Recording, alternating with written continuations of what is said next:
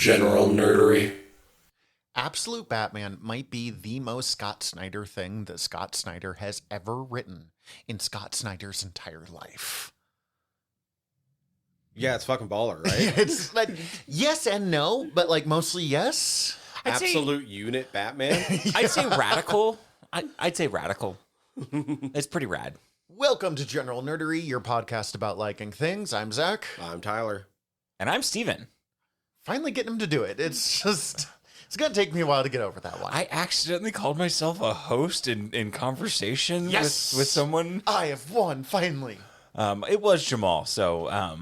So someone who knows you're a fucking host? Yeah, so I had no excuse not to, but, like, it was weird to say.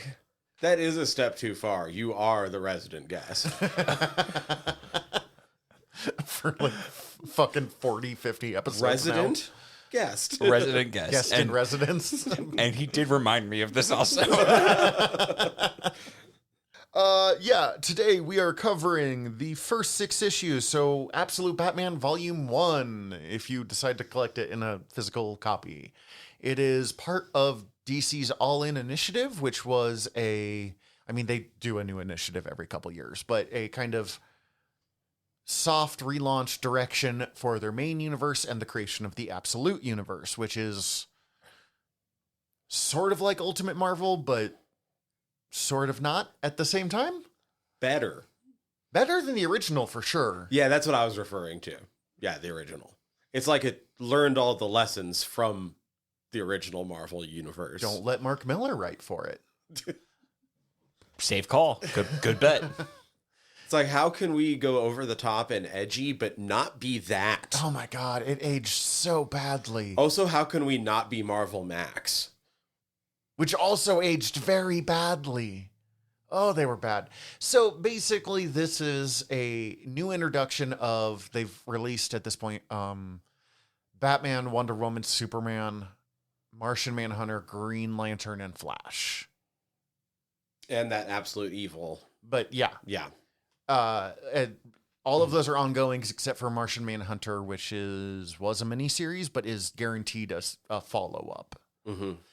And the basic idea of this is it's the heroes you know, but not quite. There are some fundamental changes given to their origin story to give writers a chance to do new approaches and new stories with them. I never read the story, but this is all some bullshit because of Darkseid, right?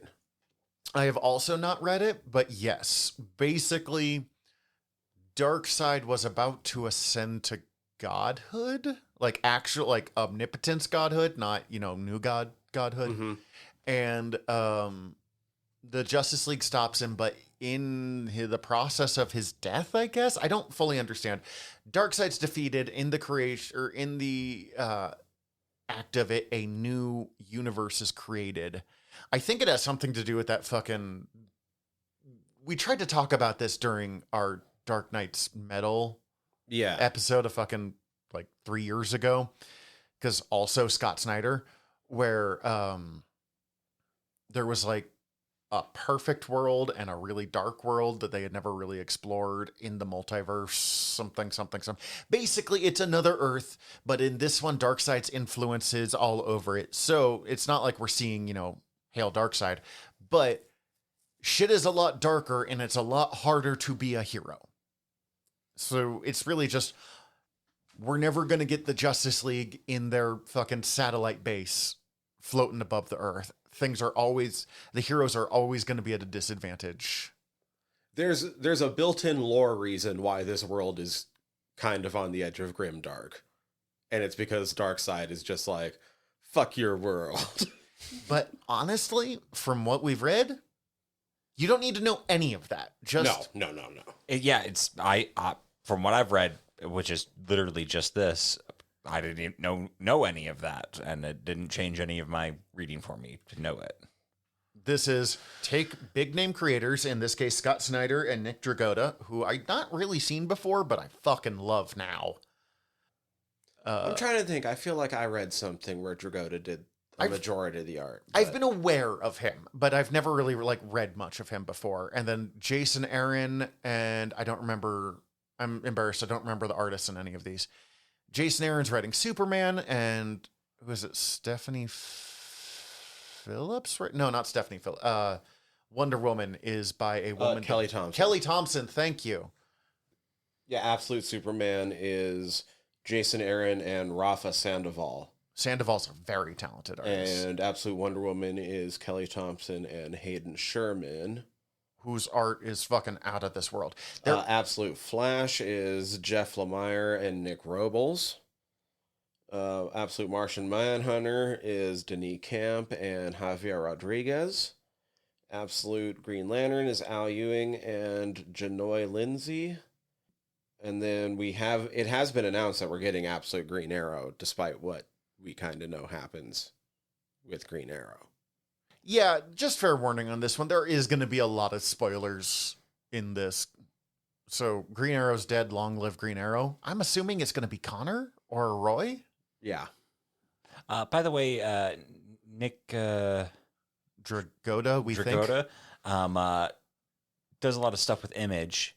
Worked on East of West. Oh, that's why I know Nick Dragotta. Which is why I saw that. Okay. I was like, I'm just going to pull that one out. That makes East of West way more interesting to me all of a sudden. He also did some work on Transformers. He did some G.I. Joe something, I'm assuming, because it's just called Duke. Oh, shit. I read that. That's actually really good. He did Cobra Commander #2 of 5. Good for him. That means he's part of the Energon universe. Energon's been really popular. Worked on the Creepshow book from Image. Sweet. And it's him going really over. The art is so over the top. It's fucking Batman, as you said, is an absolute unit. He is gigantic. And then also a fucking tank of a man. There is an issue by, I'm looking at it. Is that Frank Martin that does the? No, that's probably the colorist. Gabriel Hernandez Walta does issue 4. I just wanted to bring him up. He is worth mentioning. Admittedly, I didn't love his art in that, but I think it's because I was loving Nick Dragotta so much that I found it disorienting. Mm-hmm. But I know they had done it on purpose because it's a flashback issue, so they went with a different artist to just change the feel a little bit. Yeah. So, okay. The basic fundamentals of this is, what if Bruce Wayne was not a billionaire? Bruce Wayne is not part of the mega rich Wayne family, raised by Dr. Thomas Wayne, loses both of his parents in crime alley, yada, yada, yada. This is, the Waynes are a poor family, a fucking public education teacher, and I don't know what I think at the time, probably like a public activist. Yeah. Trying to do good works kind of thing. Maybe community organizer. And then Thomas Wayne is shot in front of Bruce Wayne at the zoo. Well, not directly in front of. He was in front of a door that he was holding shut to keep him and a bunch of kids from getting shot. But still, it's not Crime Alley. It's a mass shooting event. It's a mass shooting event at a zoo. Because they all live in Crime Alley, or like the area that's known as Crime Alley. And Martha doesn't die, which is a fascinating, like, what is Bruce like when he has a parent? A parent. What is, I actually kind of wanted to ask you about this, Tyler. You once told me on the show, and I actually agreed with you, that like there are certain fundamentals to Bruce Wayne that to be Bruce Wayne, you have to really kind of tap into the uber rich East Coast elite stuff. It's when we were talking about a black Batman originally, right. And you were saying like Batman can be black, but Bruce Wayne can't because of those connections. And all of those connections are so, one, racist, sorry. Mm-hmm. But two, like, Bruce Wayne has to be that rich East Coast elite kind of old money family. How this do you works like for me. not having This works for me. This is I think it's in the running for my favorite Batman. like, I fucking love this story. I Mhm. love Batman of the People. I care about some of the things that Scott Snyder cares about, even though, like, he cares about them in a way where he's going to attack them and break my heart. So, What do you mean here? that's the one thing that I thought was kind of interesting. I've listened to some interviews with Scott Snyder in the past where he is specifically talking about Batman. Okay. And it was when he was, it was right after he got done writing the Court of Owls storyline and right when he was going into Death of the Family. Okay. And two things that he loves about Batman is that Batman, Gotham is his city Yes. and is kind of one of his weapons. And then also the Bat family, which is why Court of Owls was about the city turning on him. Mm-hmm. And Death of the Family was about making the family not trust. That makes me want to like Death of the Family so much more than I actually did. Same. We were literally talking about this on the way over because I was trying to familiarize myself again with Scott Snyder because I know the name. I read a lot of his New 52 run, and I read Court of Owls, and I read Death of the Family. Real quick, That's about where I fell off of that Batman run. And all that's where a lot honesty. of people fell off that Batman run. Zero Year was really good. Zero Year was really good. I actually did pick up 0 Year. I didn't. That's actually where I did fall off. So, okay, if you don't know who Scott Snyder is, one, go read some Scott Snyder. He's like incredibly important. He started just before the New 52 with two storylines, The Black Mirror, which is an incredibly good Dick Grayson as Batman story with Jock as the artist. Have you read that one?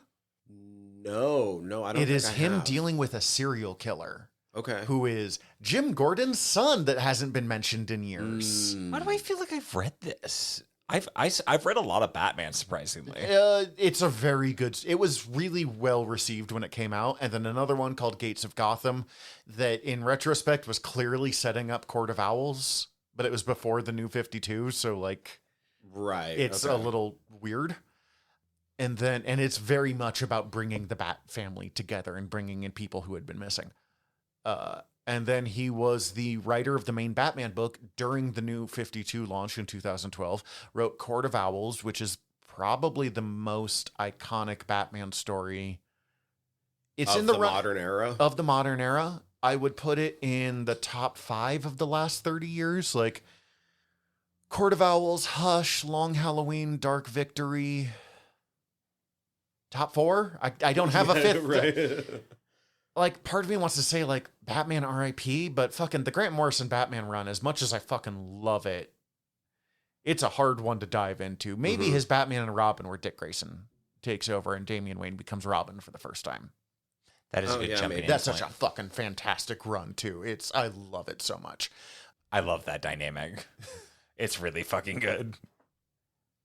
And then he wrote Batman for like 5 or 6 years. He wrote it for a fucking minute. He wrote Death of the Family. He wrote 0 Year. He wrote Endgame, and then wrote a story where Gordon has to take over as Batman for a while as like a government-sponsored Batman thing. What?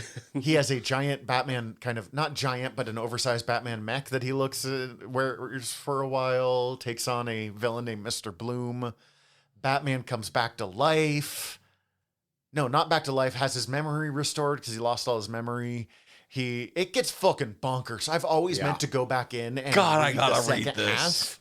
That sounds fucking incredible. I am so interested in Some that. of it's really good, some of it is not as... It sounds bananas bonkers. Yes.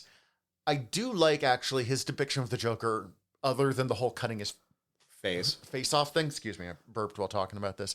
Because I love the idea that the Joker knows who Batman is. He just doesn't give a shit.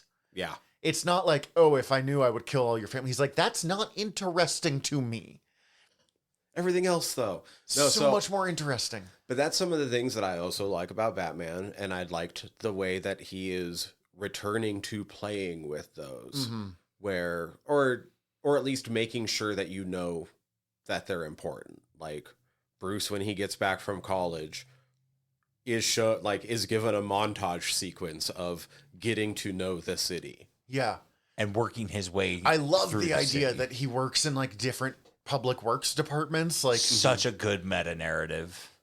And then that the Bat family is his villains. which we will get to that in a moment. Which I fucking like that. Yeah. It's the TV show Gotham, but actually successful. Because Gotham was fucking bad. Okay, Scott Snyder, one of the most important comic creator or Batman writers of all time. There's no getting around that. He is, I will say, as good as some of his work is, he is far from my favorite Batman writer, and that is not necessarily a hit against him. He just tends to like to put Batman in more of a horror situation because Scott Snyder is, at his nature, a horror writer who sometimes writes superhero shit. Yeah. That's not a bad thing. And likes to go weirdly edgelord, but I think this is more tempered than He grew up reading a Metal. lot of Spawn. yeah. that really fucking tracks. When he was given a Which is hilarious than him how much he's worked with Greg Capullo. But yeah, but like he was given there was that thing when that I can't remember the company, but they were giving a bunch of comic writers a bunch of money to like make their own little mini things. Oh, whatever the fuck that was. Not Blogspot, but something like that. Doesn't matter. I'll think of it later. Probably when we're done recording. He was given like $500,000 to just make comics and publish it through this company under his own names. The fucking company name he came up with, if I remember, is Kids Love Chains. Kids Love Chains was either him or Donny Cates. I don't remember which, but either one, fucking early Image Spawn stuff was a huge influence on these people. You see it in the way that they write everything. That is not my favorite way to go with Batman. And not even like, I'm not a big horror guy. His Swamp Thing run is fucking incredible of what I've read of it. And that one should be much more horror based. I personally prefer Batman in more of the detective side of things or the Bat family side of things, which is, he also does. So awesome. Love that part.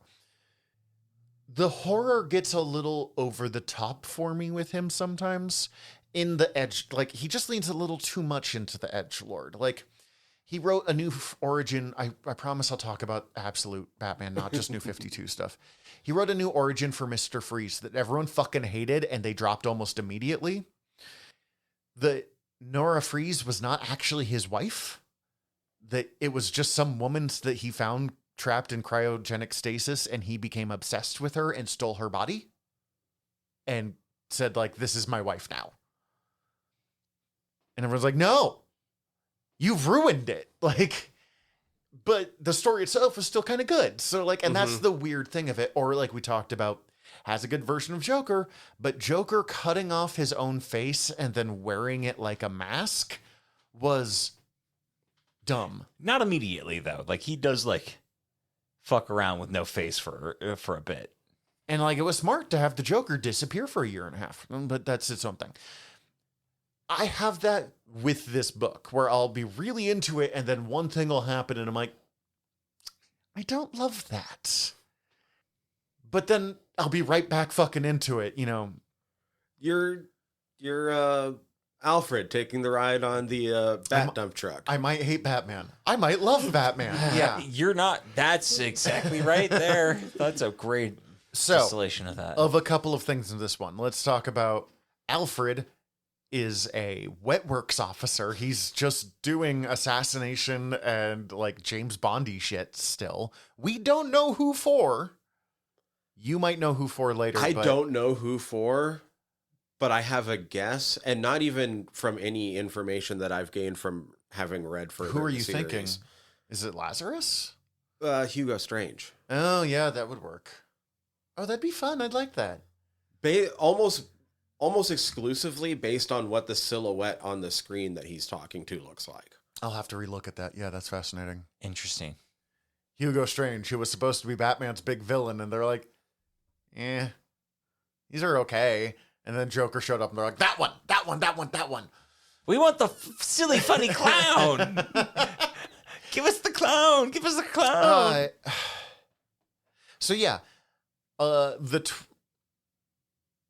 It looks like Grant Morrison.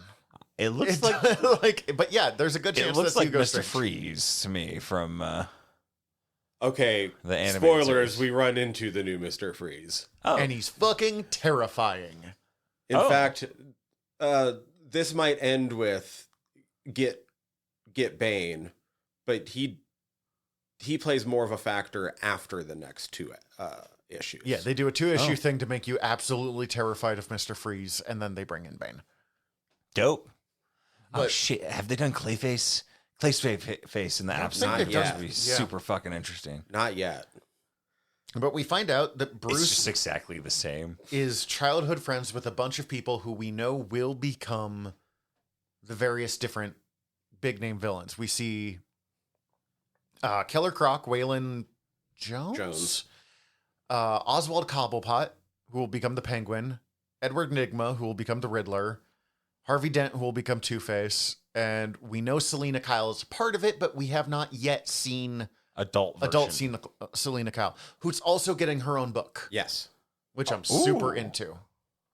I've seen her, You've but seen I'm caught up on the series. Yes. Look, we will man, point out that I am further in the series than you guys.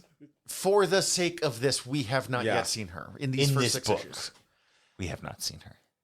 As I said, it's very the show Gotham, where they keep being like, and now Nygma. But the thing is, I actually like these characters. Yeah. And with a spoiler of what's coming up, all of them are going to get their lives destroyed within the next 10 issues. That's actually my first critique of this book. I know it's unfair because it's not. That's a in here bummer yet. because I really liked that. I was like, oh, I like that he has It a new makes Bat it hit. fam. It makes it I'm hit. sure, but like, Okay, I'm in. I think it's too fast. I get what they're going for, and I might change my mind when I read those issues, but like, I think they needed more time with some of these characters just to really drive home how much it will hurt when it does. Because, like, I mean, okay, I don't really care about Ozzy too much in this, and I don't really care about Harvey too much in this. Like, bad things are going to happen to them, and yeah, that sucks, but it's Nygma and Waylon that I like really connected to.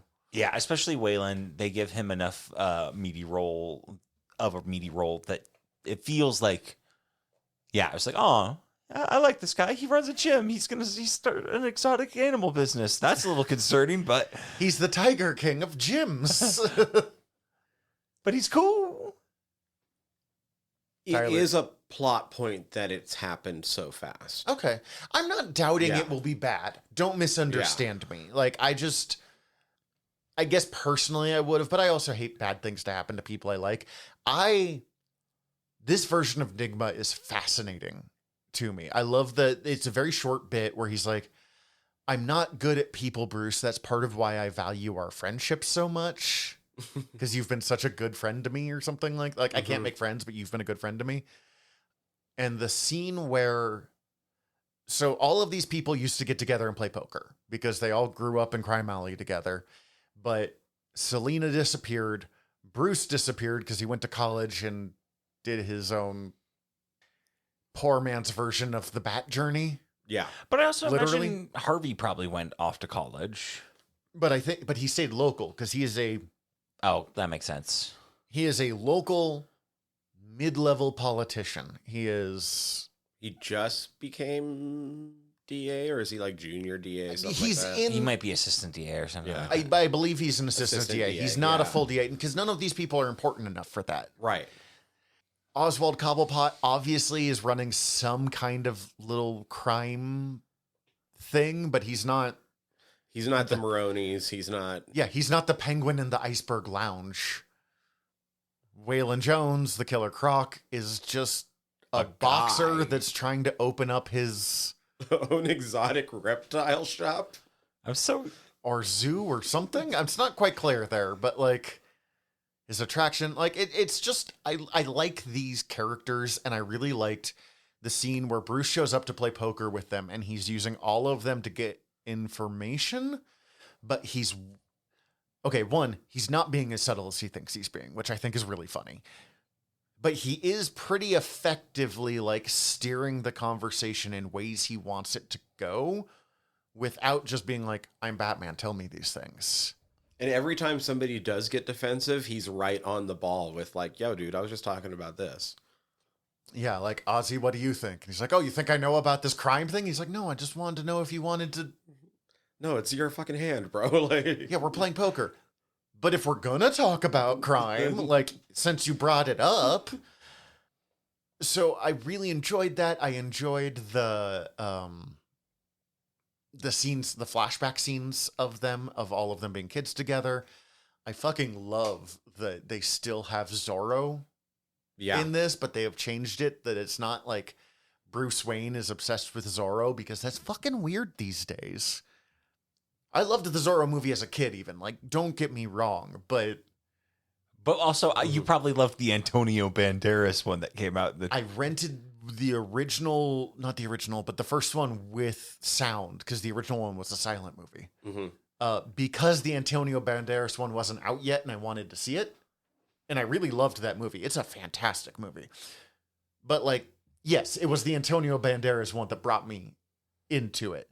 And most people, like, oh, we're going to go take this 10-year-old to go watch Mask of Zorro, and he's super into it, doesn't land as well.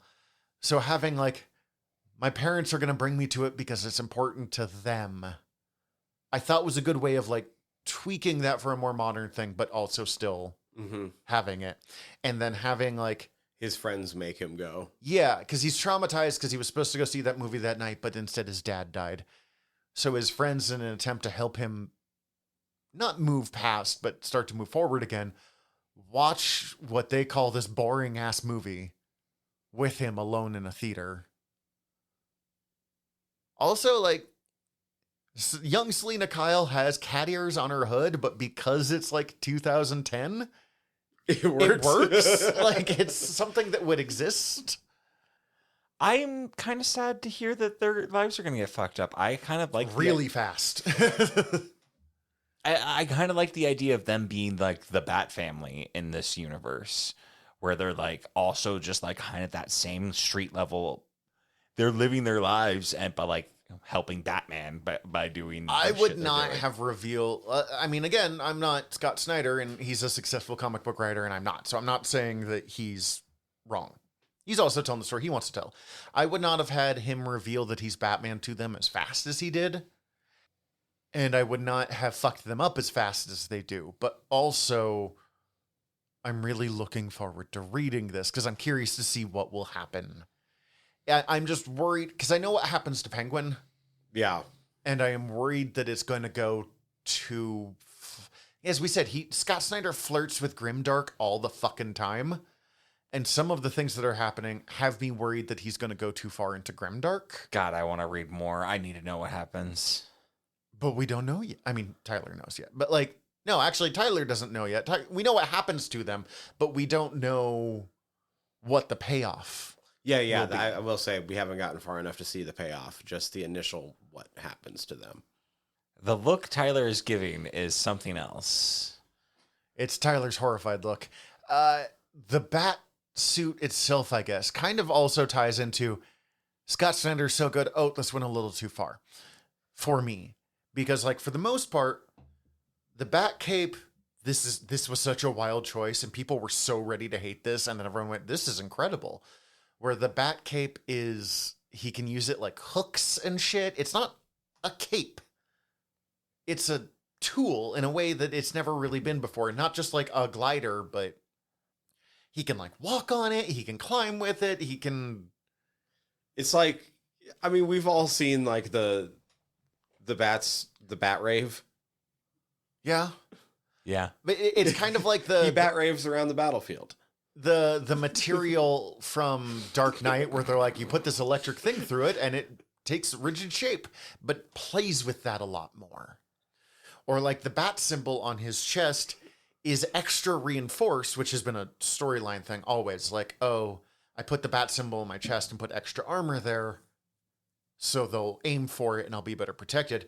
He takes this up to 11 because his bat symbol is redonkulous. Yeah. And you're ready to hate it. And it's a battle axe. And then it turns out it's the head of a battle axe, which is stupid, but incredible. Batman AF. Like, Yeah, it's pretty fucking rad when he uses the battle he axe. just like grabs it with a wrench and pulls it off and like slices someone's fucking hands off, which is dumb but incredible. It's pretty fucking absolutely rad. The place where I do get lost, admittedly, and I don't know why I'm fine with the battle axe, but this is like, is the amount of spikes on this. Because, like, spikes can come, and not always, but, like, spikes can come out of his back. Because, like, that guy tries to jump on him and he just spikes him on and traps him on that. And then also, his bat ears are knives. And the first time he does it, where he, like, pulls them out and chucks them and they're his batarangs, I was like, I don't know how I feel about that, but that's kind of cool at the same time. I was so fucking in for that. That was so cool to me. I was like, okay, yes, please. And then I do like how, like, when he throws it out, he still has his little nubbins of his ears. He goes from long ear Batman to short ear Batman. But, like, Yeah, exactly. And I was like, oh, I kind of like this. the place where I did get lost was where he just, like, clicks them forward and stabs a dude in the eyes. And I was just like, I don't know why, like, the throwing knives I was more fine with than just like click, click, hoppa. Something about the headbutting seems more realistic than the knives to me. Because, I mean, he's just walking around with two blades just, like, embedded into his helmet right next to his brain. Yeah. The entire batsuit's a bad idea. Versus walking around with two knives coming out of his helmet that he can then sometimes come down to headbutt people with. That one makes more sense to me. I love that he has a bat cycle, but just because he robbed Alfred. Because Alfred's this, like, James Bond super spy. And he just Like, takes yoink, it. mine. He does not give it back. I think he destroys it at one point, too. Like, he eventually just sacrifices it. And he strips the tracker from it to put on Black Mask. Yeah. Okay, let's talk about some of the gadgets and his hideout stuff, and then we'll talk about Black Mask, because, dude, this is my favorite version of Black Mask. This is like, a hands sick down. ass black mask. But, okay. One, we don't have the Batcave, No, he just got a shit ton of stash houses. which we've always known that Bruce has a bunch of mini caves around Gotham. In this one, he's just really, like, leaning up to it. And This- even Alfred's clowning on him for them forming the fucking bat shape. Yeah, that's over the top. Batman's obsessed. And also, it forms it in this bat shape, which is just so fucking ridiculous. And, like, the way he lights it up on the map, it is like he has literally, like, Chonky bat. chonky bat, but he has dotted that bat out. It is not even just like, oh, he got all the points of it. He's Just he's drawing the lines, my guy. This is on purpose. This is It's kind of like a stick and poke, just like every, exactly like, 10 the best description of it. How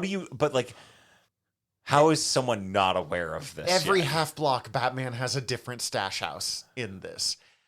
God, I do like the idea that but Bruce is- none in the center of that bat. Yeah, that is inefficient. Now that I think about it, I do love the idea that Bruce works in construction, but he's aware that he's doing construction for, like, shitty rich people who will build these buildings so they have this, you know, high-tech home base that they can show off, but no one fucking uses it because they're just living on a yacht or working from home. Or all of these skyscrapers are status symbols, not places. useful places. So Batman's just able to, like, know which ones are abandoned and set up in each one of them. I am confused by the level of tech he has. Yeah, I do want to say that that's kind of Snyder flipping around what he did with the Court of Owls, where they had The hidden Court of bits. Owls was secretly everywhere, and this one, Batman, is secretly everywhere. It's smart. I really like the idea. The tech felt like he was stealing it from the places. It must be, but, like, and I recognize that some of it is tech that's not that wild, that is just advanced to me because I stopped advancing in technology in 2010. But Although he does, like, at one point say that he built that little RC car thing with the bottle jack and, like, it wasn't even an RC car. He just got, like, a shitty truck.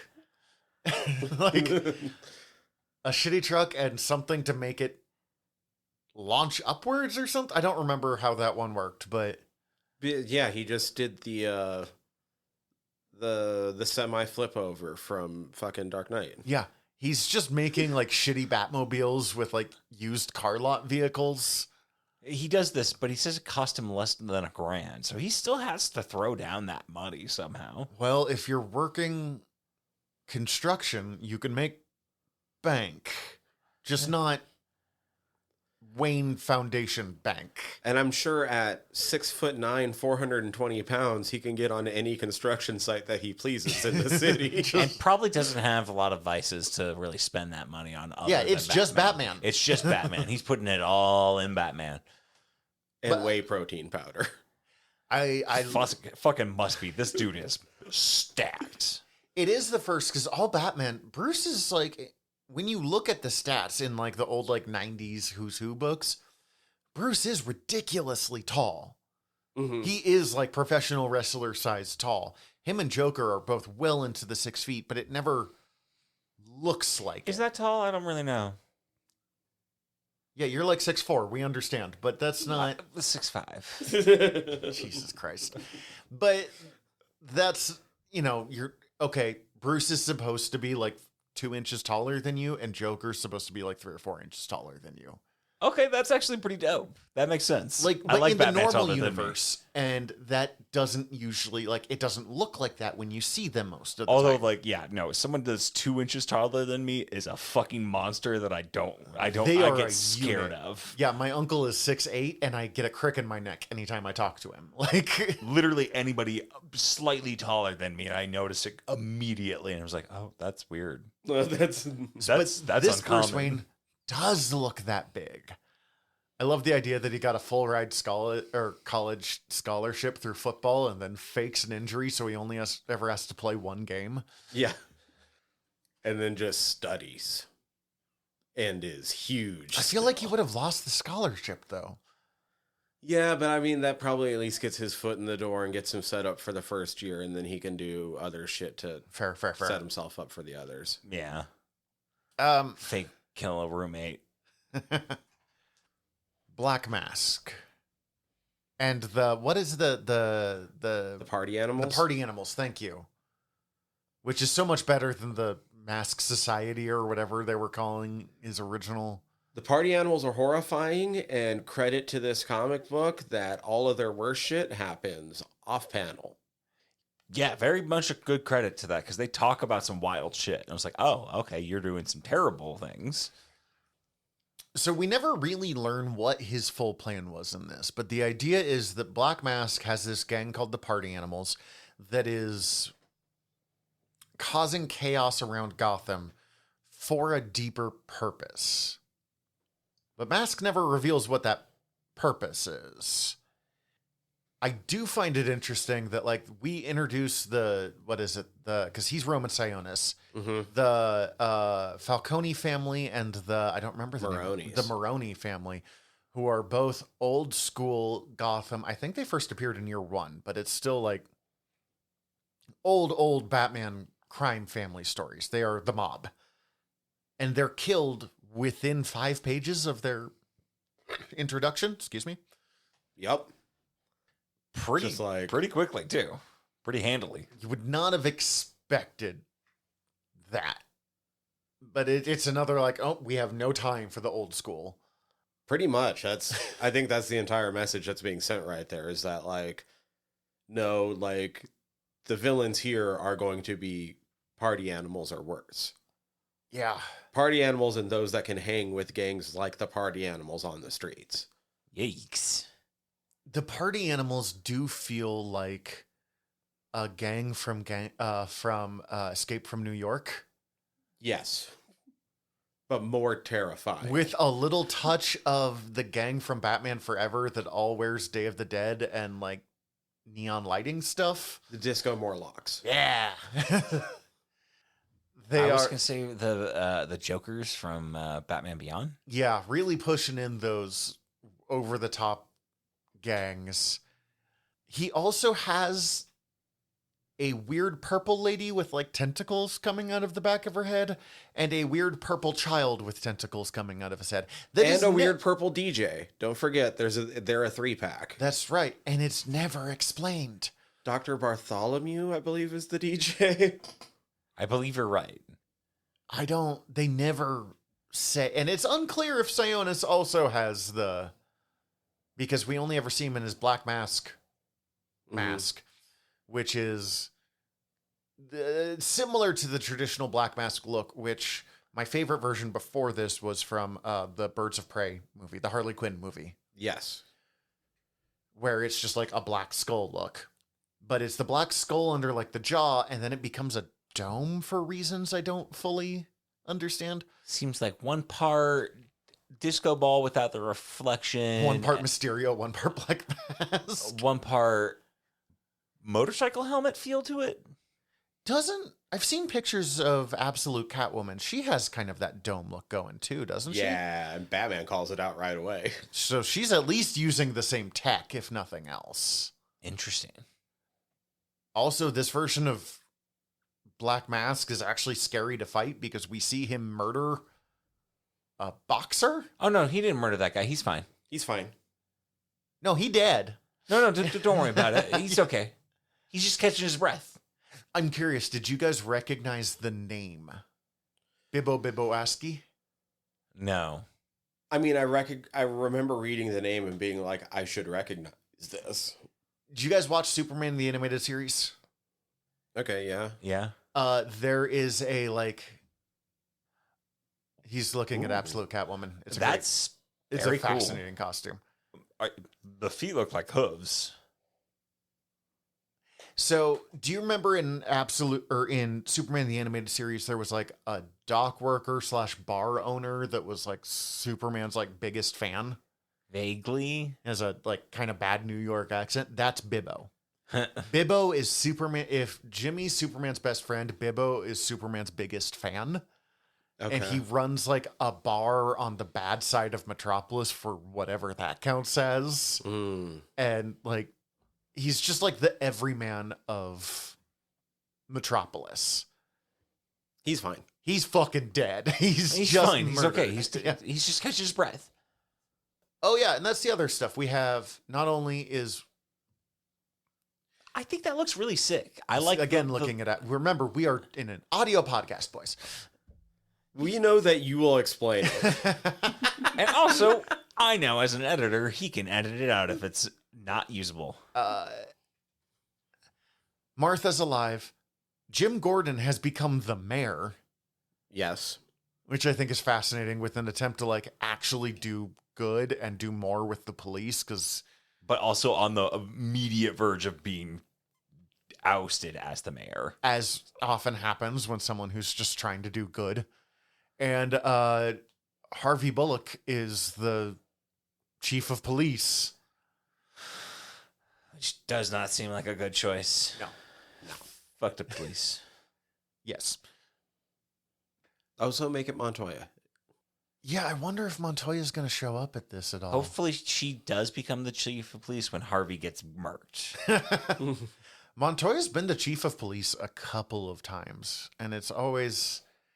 I kind of agree with Greg Rucka, who wrote the woman originally, that he purposely wrote her to leave the police at the end of GCPD because she realized that, like, the police is a broken institution and she becomes a vigilante. She becomes the question. Mm-hmm.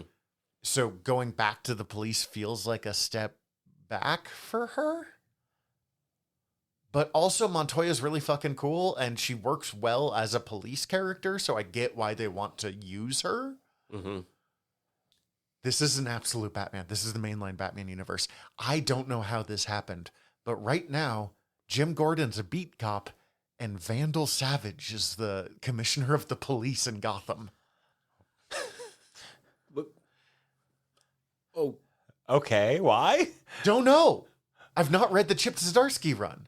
Oh, that explains a lot for me, actually.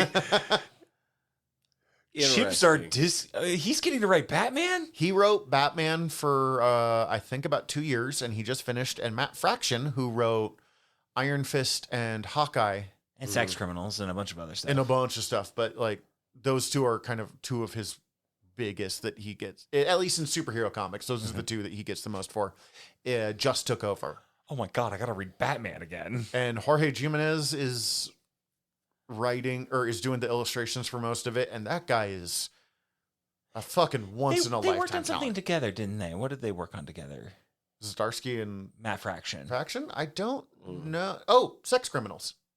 There it is. Yeah, thank you. Which I only ever read the first volume of. I think I have a couple of the volumes That's if you want pretty to good. borrow them.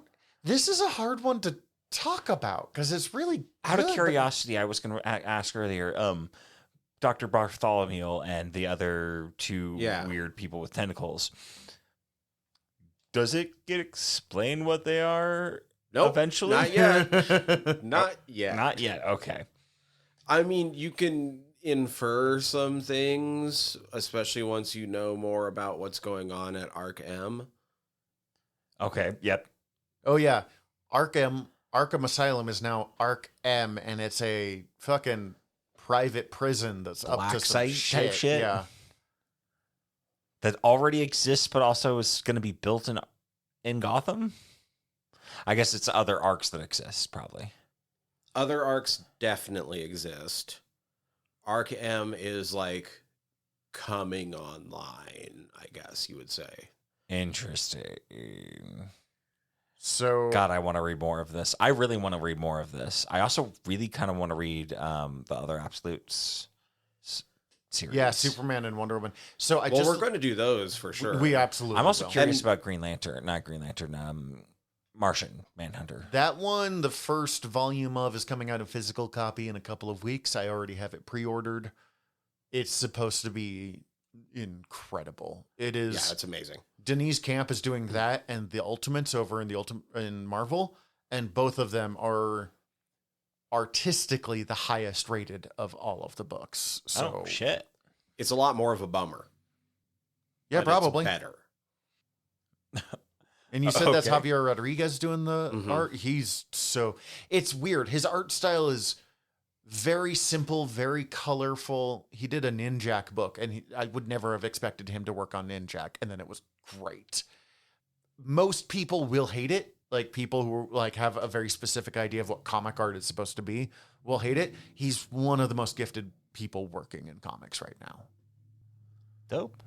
So when all we had talked about was the latest Superman movie, I wanted to hold off on saying anything. But now that we are starting to establish a pattern and we are going to be talking about more of the DC projects that are going on coming up in upcoming episodes, this is part of what cemented popular sentiment to be right now, that they're just firing on all cylinders and just knocking it out of the park. The Absolute Universe stuff. Just DC in general. Oh yeah. Because the movies, fucking Peacemaker season 2 was great, even with the people that still people are back and forth on the finale, but Sure. It's gonna overall happen. great.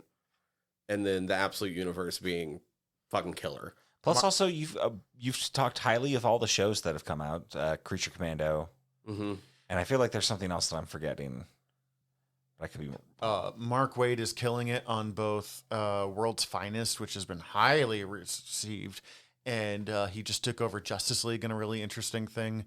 Dan Mora's doing art for like 6 of their books, and Dan Mora can basically do no wrong, from what I can tell.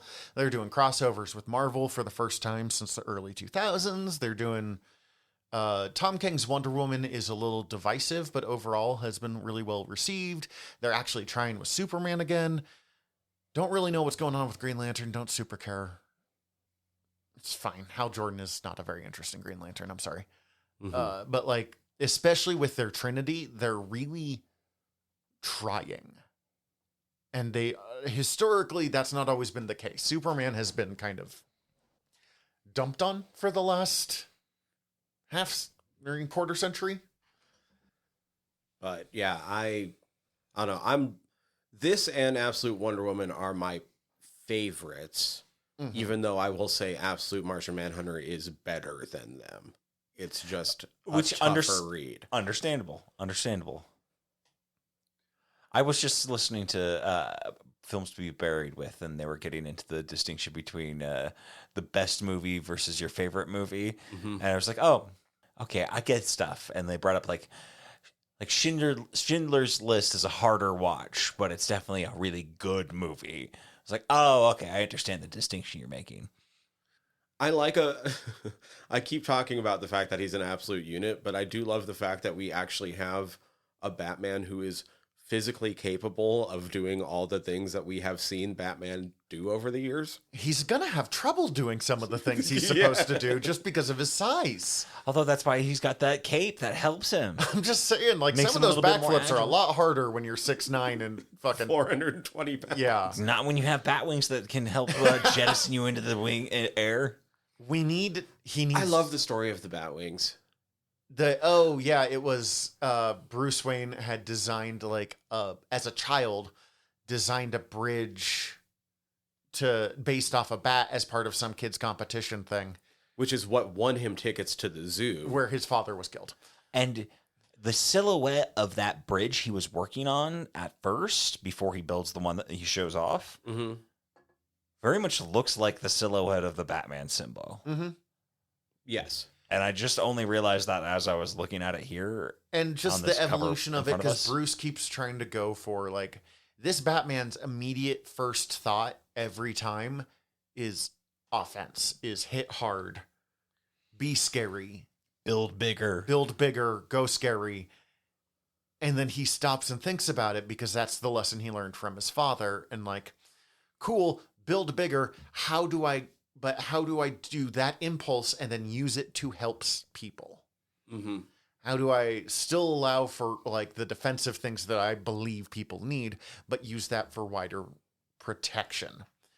And it leads to stuff that I am of mixed feelings about, but it was a fucking cool moment. Like, one, Black Mask offers Batman a deal. I will give you $200 million if you just leave me alone for the next week while I finish whatever I am up to. Right. He's like, you can even still be Batman, just not for the next week. You just got to fuck off for a week. Come back. You can And you use can that still money. be Batman during that week. You just have to leave. You just can't be this Batman stuff alone. in Gotham. Go to Bloodhaven. Or just don't fuck with the party animals for like a week. Yeah. And then you'll have $200 million and you can build a real Batcave. And a lot of people were like, oh shit, is he going to take this? Because I remember the discussion coming out when that issue came out. Like, is this how Batman becomes super rich to fund his war on crime? Which would be so fucked up if Snyder did that. That would be wild. It I was would've- like, what are you going to do here? The problem is you can't do that. You can't have Batman make that deal with the devil. But also, like, the logic is so fucking strong for it. So Batman sets the money on fire. Like, Uses the memorial of his father's death as a new bat signal by stacking that fat stack of cash in the form of his giant Batman symbol. And His big chonky bat. His big Which chonky everybody recognizes as a bat right away. Not sure if I would. I would not. This is also, like, I feel like a purposeful connection to that scene in The Dark Knight where the Joker gets all of that insane pile of money and sets it on fire. Oh, yeah. Oh, definitely. Just has to be mentioned, at least, though. But, like, Great parallel. I didn't pick up until you mentioned it, but like you're not wrong. That it's is such a good absolutely move, that. and I'm like, you absolutely should have. I hate that the absolute is in the name because it's ruined any time I use The absolutely. word absolute. He definitely should have taken that money and then stopped it, but like burning, I was like, man, like I just. Huh. It's such a good like power move, and Batman, absolute Batman, is the king of the power moves. Mad respect. But Can't also, touch that. It's blood money. you take the blood money and then you stab Black Mask in the eyes with your fucking stupid bat knives on your face. Zach, that's what he did. He took the money so he could stab him in the eye. Yeah, I do but not then get he why. burned the money instead of like. Why did? Well, Zach, you're wrong on this. He should burn the money. That's fine. It's blood money. He can't keep it. He can't spend it. He needs to do Batman his way. and he needs to build it from the ground up. I get what you are saying, but from an absolute practical level, again, can't stop myself now. Anytime I use the word absolute, from a practical level, $200 million would solve a significant chunk of the poverty problems in Gotham. You're not wrong, but also the fact that $200 million literally just came out of nowhere and can easily just be gone as quickly. Nowhere. Means it's nothing. It doesn't matter. Yeah, I know money is fake, but also money's not fake, and that's what I'm stuck on here. Like, I know. it's such a but good I just move. want to I'm argue with you. how many fucking like homeless kitchens would have been like set? Yeah, good point. It's the eternal problem of Batman, anyways. So like, I get. And We're not going to solve this problem of Batman here on this podcast. And again, it's such a power move. Such a power. I love Alfred talks about it every time that he's like, and now Batman pulls back because he's doing good. He's pushing. And now you pull back, and Batman's just like, time to go forward faster. Like, yeah. It's how we're going to eventually end up with Damian. And Dick and Jason and Tim and Stephanie and Cassie and Duke and wow. Batman be fucking. and Ace the Bat Dog and What the fuck? Oh, Did we get Ace the Bat Dog? no, but Batman be fucking. Oh, good. yeah, I have seen that Nick Dracota released an image before the issue came out of Is he what, hanging brain or something? Batman and Catwoman in flagrante. Oh, good for them. Not going into full details of it, but yeah. Okay. The Batmobile.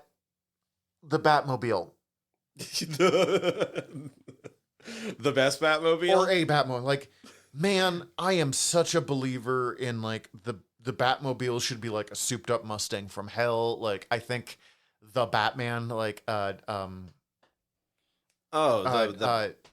Pattinson. Pattinson.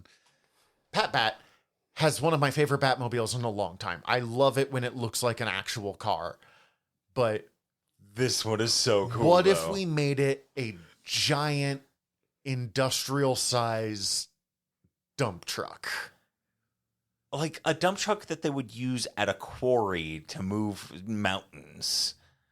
Like a dump truck that's probably at least 4 lanes wide. Yeah, it takes up that entire fucking road. Like, it's It's a big dump truck. oh my God, it's such a good, obviously, like, we're not going to get that all the time like we do the Batmobile. And I like the It's an idea. absolute unit of a Batmobile. Jesus. It's absolutely the most Batmobile it could be. Also, just the scene of Alfred, who's this wet works guy who's not been seen in years. His whole thing is no one ever finds him. And he's suddenly on the front of a dump truck that he has no control over, driving down Broadway of Gotham. Trying to explain to Batman.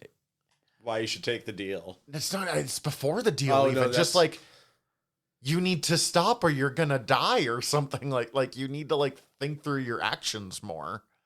Although every time everyone's like, you're not thinking through your actions. He is. I thought that was when he was trying to tell him to take the deal because it would also allow his organization to get more info on Scion. Yeah, that he's basically No, it's when he's explaining. first being like, we should work together and then get more info, and then it will lead into the deal. He has 2 different conversations with him. I think Tyler's right, actually. Okay.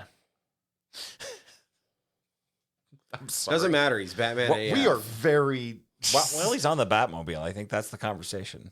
We also are playing more with Batman or with Alfred's daughter, Julia, who has been shown to exist a couple of times, and they merged her in Batman and Robin, the terrible movie, with Barbara Gordon to be Batgirl. Weird. That makes sense now. I don't even really remember how that. I've not watched that movie in fucking decades. It happened. Anyway. She's supposed to be like her niece or something in the yeah. movie, if I remember correctly. And she's just like a teacher, just trying, again, like everyone in this other than Alfred is just a person trying to do good in Gotham. And now Alfred is going to try to do good in Gotham, but he has all of these years of fucking MI6 bullshit in his brain, which will help and hurt at the same time. I love his exchange with the tea shop guy. I don't know why. The tea shop guy is just like, "Oh, you're back. I have your favorite tea for you." And he's like, "Yeah, I saved him from his country when, and if he ever found out that I was why his country fell apart, we would not be having this nice conversation." Yep. But also just their like back and forth was really fucking charming to me. There was something else that I wanted to bring up, and I can't think of what Batman punning a child. Yes, that was not it, but yes. And then I remembered what it was. Batman punting a child is something I didn't know I needed so much in life. And just that entire scene. So Black Mask, I love explaining it that way, where I'm like, it's over the top Batman. Batman drop kicks a child into the ocean. Everyone's like, wait, what? And I don't explain anything. Yeah. You don't really need to explain anymore. The kid, like, you should show them the panels because it's great. The little look he does. It's like Batman fucking murks to frame real quick. He's just like, it's like, hey, what's up? This fucking kid. Batman used to have a bit of a sense of humor, and it's been lost in the 21st century, and this one kind of has it again. Hi, I'm Bruce Wayne, and this is Jackass. But, like, Batman gets onto the mega yacht that Roman Sionis is doing stuff on and keeps grabbing people and putting life preservers on them and then throwing them off. Yeet.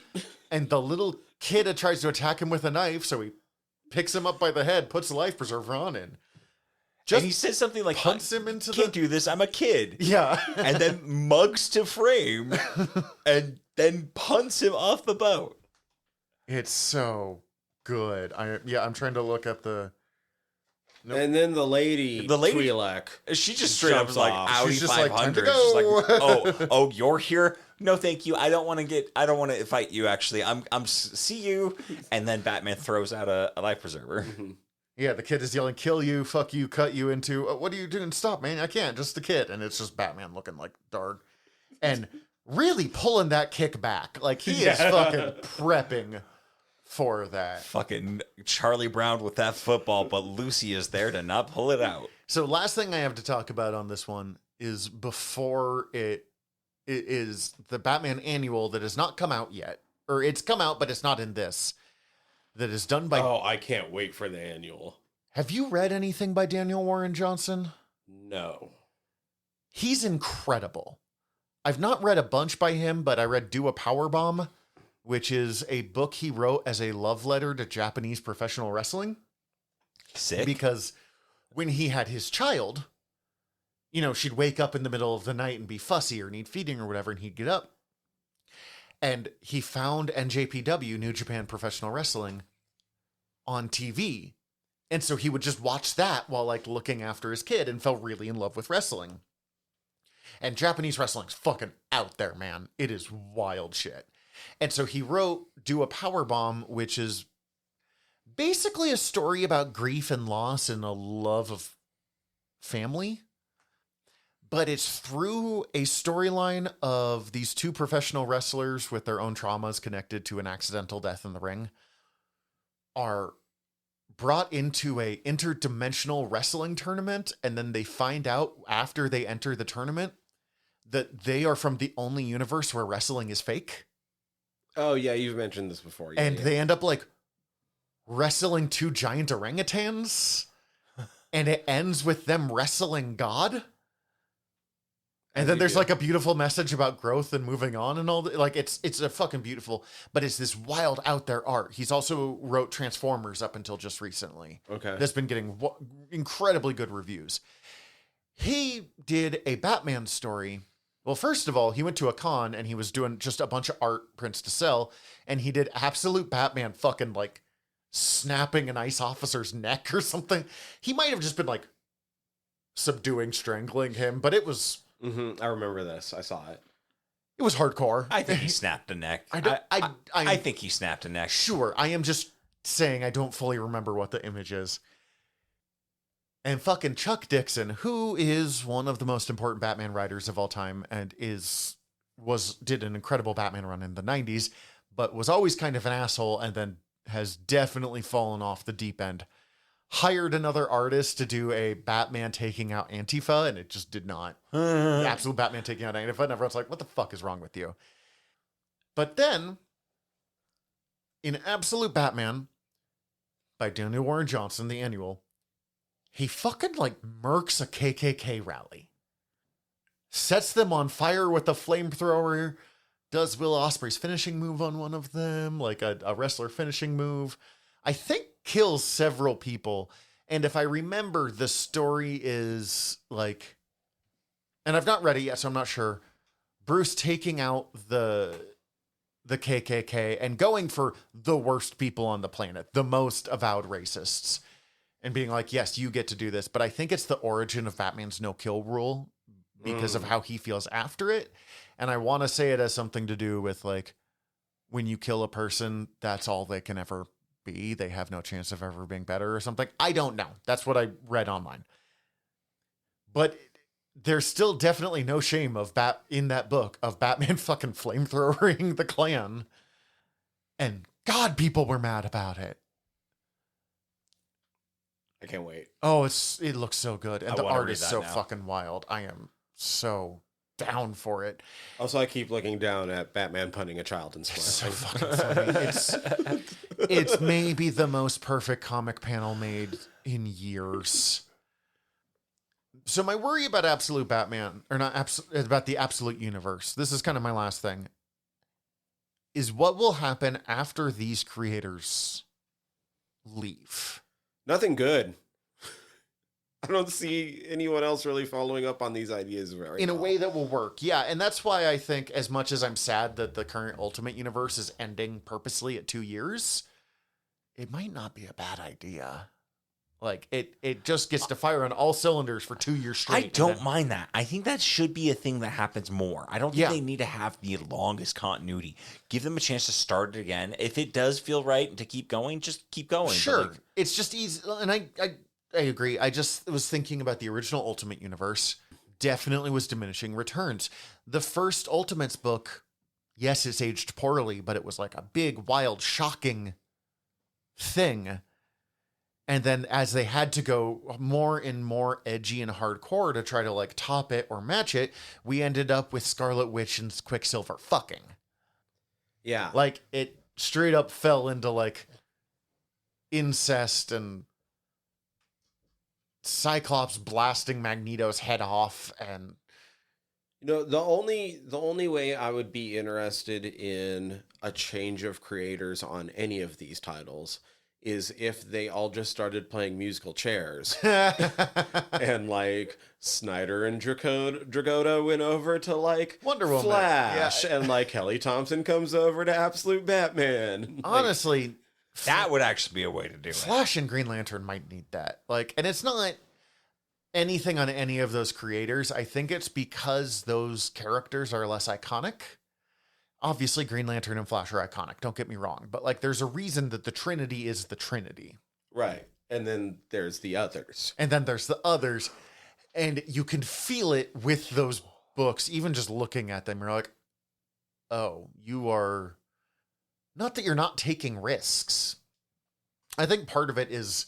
It's the same with Ultimate or Absolute Superman. The art is a little more traditional comic art. I was about to say it's a little bit more modern, generic. Yeah, and like Rafa Sandoval's a great artist. I'm not for a second knocking him. But when you've got Nick Dragotta and whoever it was that did Absolute Wonder Woman, I've already forgotten, sorry.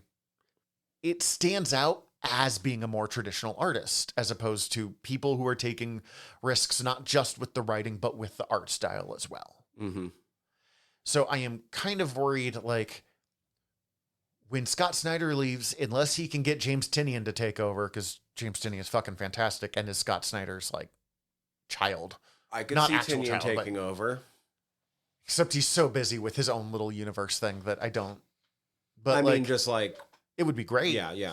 But, like, it would be so easy for the people who don't understand that line between this is incredibly cool and this is incredibly stupid as well to just fucking nosedive this, which is me worrying about things that haven't happened yet. But I can't help but think about it when like looking at this book. But that said, Snyder is at least writing for Snyder and Dragotta are at least down for, I want to say 2 or 3 years, like fully contracted. Killer. Good. And I think it's 2 years, and they're willing to go further if it's worth it. Yeah. Dope. I want to read more of this. I'm going to probably read more of this. Yeah, I'm really very frustrated that Volume 2 is not out yet. I'm really quick looking up when it, because I just only really read physical copies of books, which is frustrating, but also nice for me. Absolute Batman Volume 2. February. It's titled, February 3rd, 2026. Which is a lot faster, actually, than this one came out. They really held this one off. I'm so excited for that issue 14, the one that ends off that storyline that's going to be at the end of It's that. not quite out yet on the DC Unlimited app. But I have Absolute Wonder Woman and Superman to hold me over and a bunch of other great books. Do we have anything else about Absolute?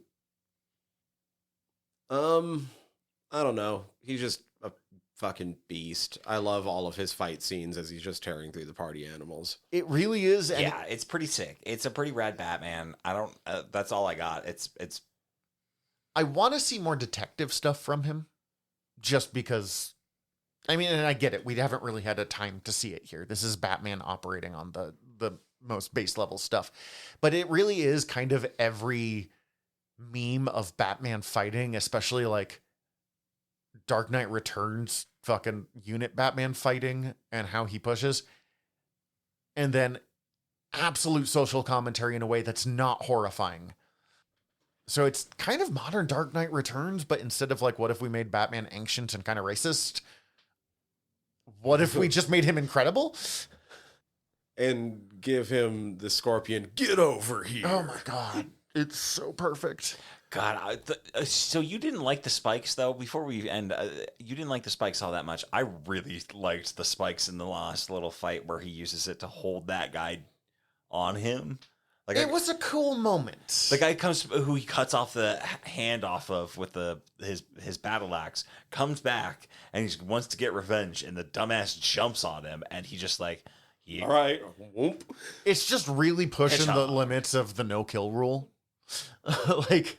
Because earlier he's like, Alfred's like watching him fight and being like, wow, those shots are so precision that he's hitting them in a way that hurts but won't be fatal every time.